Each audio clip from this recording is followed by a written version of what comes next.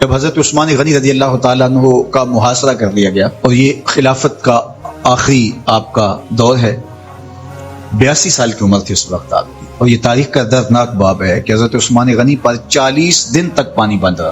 وہ ایک منصوبہ تھا، 3 لوگ 3 مختلف شہروں سے چلے، مصر سے، کوفے سے اور بصرے سے، 1,000 آدمی لے کر، اور مدینہ المنورہ میں پہنچ کر کے حضرت علی المرتضیٰ سے ملے، ام المومنین سیدہ عائشہ سے ملے، کبار اصحاب سے ملے۔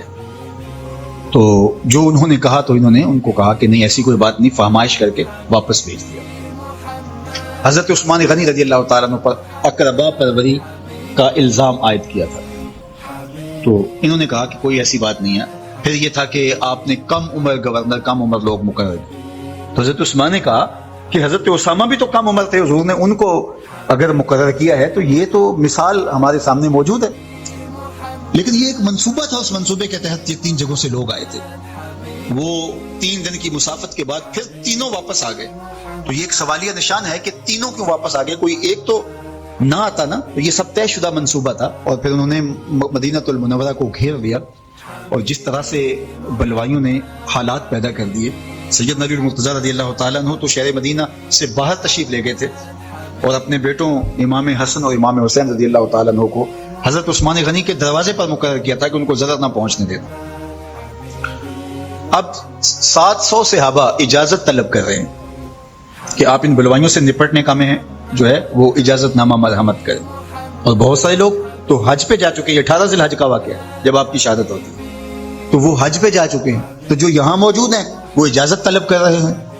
لیکن حضرت عثمان غنی رضی اللہ تعالیٰ عنہ نے کہا کہ نہیں، میں ایسی اجازت نہیں دوں گا، رسول اللہ صلی اللہ علیہ وسلم کا حرم شہر مدینہ لوگوں کے خون سے لالازار ہو، یہ میں اس کو گوارا نہیں کرتا۔ افواج موجود ہیں، اور دنیا کی تاریخ میں آپ کو ایسا نہیں ملے گا کہ اتنی بڑی حکومت کسی کے پاس ہو اور وہ خود گھیر لیا جائے، اس کا پانی بھی بند ہو جائے، اور وہ حکم دے کہ نہیں میرے لیے آپ ایک قطرہ بھی خون نہیں بہائیں گے۔ بلکہ آپ کے غلاموں نے جب تلواریں اٹھا لی تو آپ نے فرمایا کہ میرا حکم ہے کہ تم تلواریں نیچے رکھو، بلکہ میں تمہیں یہ آفر دیتا ہوں کہ جو غلام لڑے گا نہیں اور یہ میرے سے عہد کرتا ہے وہ آزاد ہے۔ حضرت ابو ہریرہ رضی اللہ تعالیٰ عنہ، حالانکہ یہ پڑھنے پڑھانے والے لوگ تھے، تعلیم و تعلم سے ان کا تعلق تھا، لیکن وہ بھی تلوار لے کے حضرت عثمان غنی کے دفاع میں آگے۔ لیکن حضرت ابو ہریرہ رضی اللہ تعالیٰ عنہ کو بھی حضرت عثمان غنی روک دیتے۔ مالک بن اشتہ کہنے لگا کہ ہم آپ کی دستبرداری کے خواہاں ہیں، آپ خلافت سے دستبرداری اختیار کر لیجیے۔ حضور علیہ الصلوۃ والسلام کے اس جانثار صحابی نے، حضرت عثمان غنی نے فرمایا یہ نہیں ہو سکتا، دستبردار کیوں نہیں ہوئے، لگتا تھا یہ سب سے زیادہ آسان تھا۔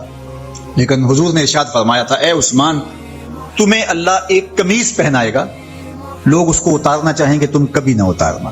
تو اس سے مراد خلافت کی قمیض ہے، اور ان کی شہادت کی خبر بھی اللہ کے محبوب علیہ السلام نے دی تھی، اور اگر آپ دستبردار ہو جاتے تو یہ ایک کھلونا بن جاتا، بازیچہ بن جاتی خلافت۔ چند آدمیوں کے پریشر سے خلافت سے دستبرداری کرنا پڑتی۔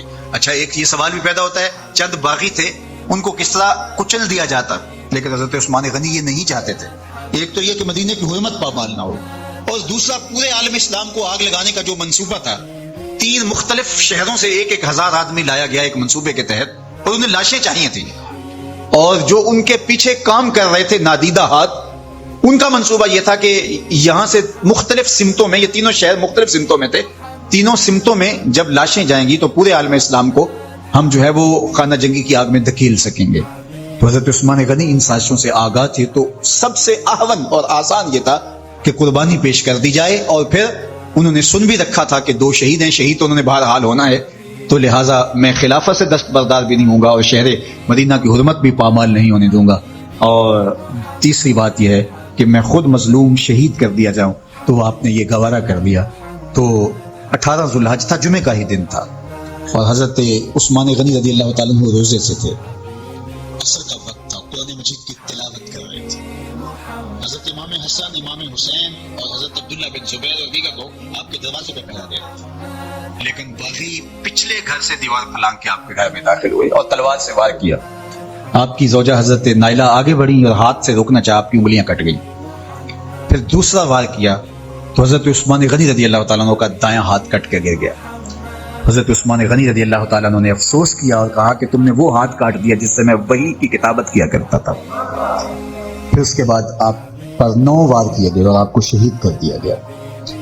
اور آپ کا خون قرآن مجید پڑھتے ہوئے اس آیت پہ گرا فَسَيَكْفِيكَهُمُ اللَّهُ وَهُوَ السَّمِيعُ الْعَلِيمُ. تو حضرت عثمان غنی رضی اللہ تعالیٰ عنہ مظلوم شہید کیے گئے، بھوکے اور پیاسے شہید کیے گئے، ظلماً شہید کیے گئے. حضرت عبداللہ بن عمر رضی اللہ تعالیٰ عنہ فرماتے ہیں کہ حضور فتنوں کا ذکر کر رہے تھے کہ فتنے ہوں گے، بہت بڑے فتنے ہوں گے. تو ایک شخص نے چادر اوڑی ہوئی تھی اور وہ مجلس واعظ کے قریب سے گزرا جہاں حضور کچھ ارشاد فرما رہے تھے. تو آقا کریم نے اشارہ کر کے کہا اس دن یہ شخص حق پہ ہوگا. عبداللہ بن عمر کہتے ہیں کہ میں اٹھا اور جا کے دیکھا تو وہ حضرت عثمان تھے. تو میں نے حضرت عثمان کے چہرے کو پکڑ کے تھوڑا سا حضور کی جانب کیا اور میں نے کہا حاضا حضور، یہ اللہ کے محبوب فرمایا ہاں یہی، جب فتنے ہوں گے تو فرمایا یہ حق پہ ہوگا. تو حضرت عثمان غنی رضی اللہ تعالیٰ عنہ حق کی راہوں کے مسافر جنہیں حضور کی زبان سے شہید کہا گیا، اور شہید کسی کا انجام ہوتا ہے. تو حضور نے فرمایا یہ شہید ہوگا. شہید وہی ہوتا ہے جو بحالت ایمان اس دنیا سے راہ خدا میں اپنی جان قربان کرے. فرمایا فَإِنَّمَا عَلَيْكَ نَبِيٌّ وَصِدِّيقٌ وَشَهِيدَانِ، اے پہاڑ رک جا، تو جانتا نہیں تیرے اوپر اللہ کا ایک نبی ہے، ایک صدیق ہے اور 2 شہید ہیں. تو حضرت عثمان غنی رضی اللہ تعالیٰ عنہ عظمتوں کے مینار، اللہ اکبر. تو یہ حضرت عثمان غنی رضی اللہ تعالیٰ عنہ کا یہ کارنامہ تھا کہ آپ نے اپنی جان پیش کر کے امت کو جو ہے وہ فتنوں سے محفوظ کر لیا اور امت کو بچا لیا. حضرت عثمان غنی رضی اللہ تعالیٰ عنہ پہ کروڑوں رحمتیں، کروڑوں سلام. ہم آپ کی عظمت کو سلام پیش کرتے ہیں، عقیدتوں کا خراج پیش کرتے ہیں. حضور کی خدمت میں ایک جنازہ لایا گیا اور حضور سے عرض کی گئی حضور اس شخص کا جنازہ پڑھا دیجئے. تو حضور نے انکار کر دیا، کہا میں جنازہ نہیں پڑھاؤں گا. تو صحابہ نے عرض کیا یا رسول اللہ کبھی ماضی میں ایسا نہیں ہوا؟ جب بھی کوئی جنازہ لایا جاتا ہے تو آپ جنازہ پڑھا دیتے ہیں اور آپ نے آج انکار کر دیا. تو فرمایا یہ شخص میرے عثمان سے بغض رکھتا تھا اور اس کو اللہ نے بھی اپنی رحمتوں سے محروم کر دیا ہے. حضور نے اس شخص کا جنازہ نہیں پڑھایا جو مبغض عثمان غنی رضی اللہ تعالی عنہ. تو اب آپ اندازہ کیجئے وہ کتنا بدبخت شخص ہے جو حضرت عثمان سے بغض اور دشمنی رکھتا ہے. حضرت عثمان غنی رضی اللہ تعالی عنہ سے اللہ کے محبوب علیہ السلام نے کتنی خوبصورت ارشاد فرمائی، میں اس سے حیا کیوں نہ کروں جس سے اللہ کے فرشتے بھی حیا کرتے ہیں. یعنی عثمان غنی وہ ہیں جس سے اللہ کے فرشتے بھی حیا کرتے ہیں، اور جو عثمان غنی کا حیا نہیں کرتا اس سے بڑا بے حیا کون ہو سکتا ہے. حاکم نے مستدرک کے اندر روایت ذکر کی ہے کہ بہت سارے صحابہ حضور کی بہت ساری خوبیوں کے مظہر تھے اور سب سے زیادہ حضور کے خلق کے مشابہ حضرت عثمان غنی رضی اللہ تعالیٰ عنہ، اور خلق میں سب سے اونچا درجہ حیا کا ہوتا ہے. تو حضرت عثمان غنی رضی اللہ تعالیٰ عنہ حیا کے اس مقام پہ فائز المرام تھے جو انہی کا مقصوم تھا. اللہ ہمیں حضور کے اہل بیت، حضور کے اصحاب، بلکہ حضور کے در کی مٹی کی تعظیم بھی نصیب کرے. اقبال نے کہا تھا خاک طیبہ از دو عالم خوش ترست، آن خنک شہرے کے آنجا دل برست.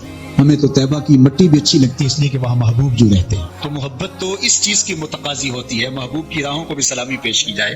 تو جو حضور علیہ السلام کے ساتھ منسوب اتنی وقی نسبتیں ہیں ان کا احترام کیوں نہیں کریں گے. تو حضرت عثمان غنی تو داماد رسول ہیں، حضرت عثمان غنی تو ذوالنورین ہیں، حضرت عثمان غنی تو حضور علیہ الصلوۃ والسلام کے محبوب اور حضور علیہ الصلوۃ والسلام کے پیارے ہیں. ان کو جنت کی بشارت دی گئی ہے، عشرہ مبشرہ میں سے ہیں، 4 جلیل القدر خلفاء میں ان کا نام شامل ہے. اور پھر حضور کی 2 صاحبزادیاں ان کے نکاح میں آقا کریم نے ان کو شہید خود قرار دیا. اور میرے اور آپ کے آقا و مولا نے کہا آج کے بعد کوئی عمل عثمان کو نقصان نہیں دے گا، اور کہا عثمان سے میں حیا کیوں نہ کروں، اس سے اللہ کے فرشتے بھی حیا کریں.